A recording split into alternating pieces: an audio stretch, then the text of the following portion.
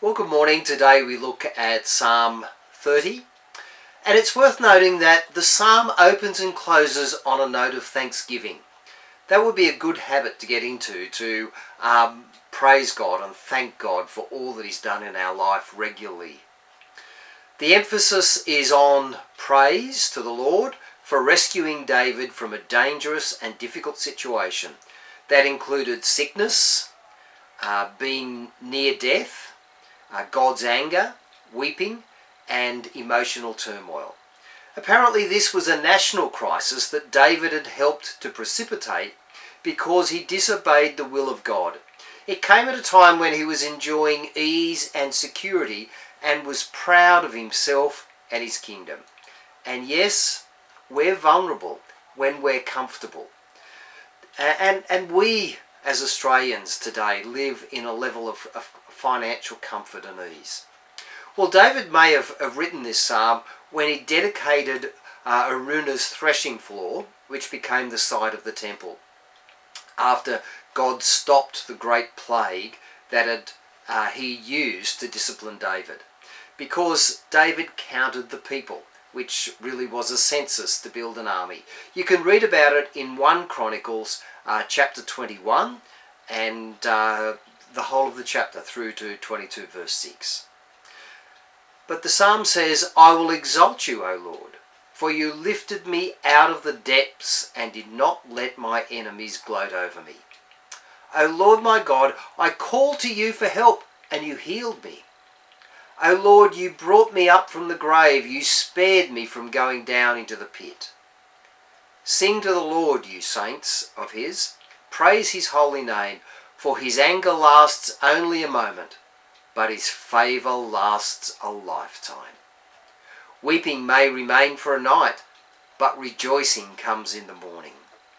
When I felt secure, I said, I will never be shaken."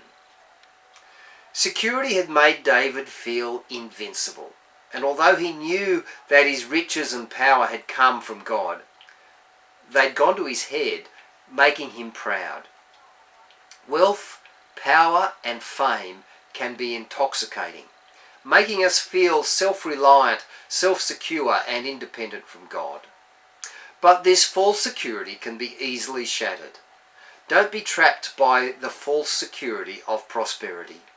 Depend on God for your security, and you won't be shaken when worldly possessions disappear. In verse 7 it says, "O Lord, when you favoured me, you made my mountain stand firm.